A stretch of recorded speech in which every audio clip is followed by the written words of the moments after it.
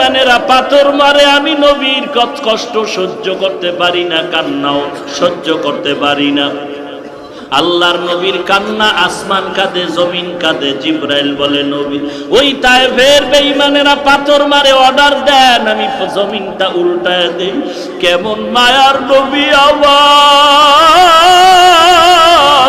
কেমন দয়ার নবী আমার। আমার নবী কাঁদে আর বলে, জিবরাইল এদেরকে মারিও না, এরা আমি নবীর এখনো চিনে না।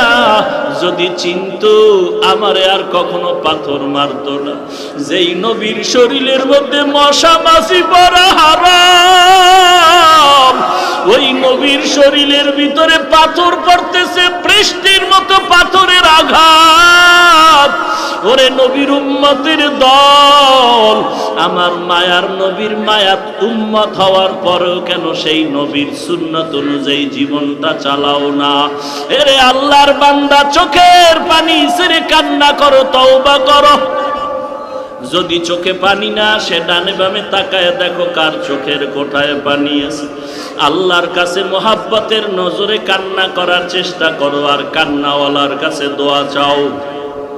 কান্নাওয়ালার দোয়া কখনো আল্লাহ খালি হাতে ফিরাইয়া দিবেন।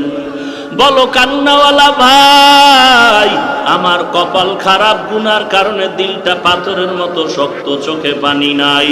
ওরে কান্নাওয়ালা ভাই, তোমার কপাল ভালো, তোমার উপরে আল্লাহর বড় রহমত, তোমার উপরে আল্লাহর বড় দয়া।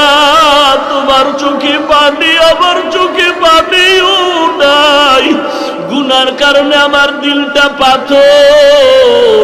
এরে আল্লাহর বান্দা, দুনিয়ার ঘরে যদি আগুন লাগে, পানি ছাড়া যেমন ঠান্ডা করা যাবে না, ওরে গুনাহগারের কবরে যদি জাহান্নামের আগুন জ্বলিয়া থাকে,